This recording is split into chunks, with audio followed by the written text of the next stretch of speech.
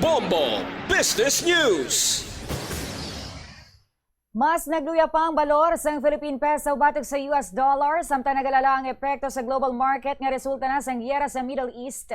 Nagtakop ang trading kahapon Marso 10 isais nga 59 pesos and 87 centavos. Sa liwat 59 pesos and 87 centavos ang baylos ang kada US dollar nga mo ang bago nga historic low ukon pinakamaluyang nga balor sa Philippine Peso sa bilog nga maragtas ang pungsod. Antes ani nagbukas sa 59 pesos and 71 centavos ang local currency. Kag nakalabot pa ang trading kahapon sa 59 pesos and 95 centavos antes ang pagsira sini sa 59 pesos and 87 centavos. Antes ang giyera sa Middle East nga nag-umpisa sa Pebrero, nakabangon-bangon pa ang peso sa 57 pesos and 67 centavos sang Pebrero 27 nga mo ang katapusan nga adlaw sang trading antes nagibuwal ang tensyon. Sanig sa report sang Bloomberg, nag-intervene na ang Bangko Sentral ng Pilipinas sa BSP sa currency market paagi sa pagbaligya sang dollars agod nga madepensa ng peso antes pa ini magluya pagid kag makalabot sa 60 to the dollar level o kun 60 pesos sa kada isa ka US dollar nga level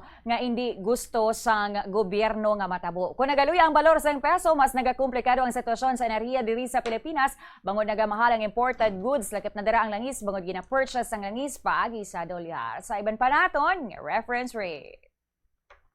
Bombo Foreign Exchange Update is brought to you by Queen Bank Business Banking.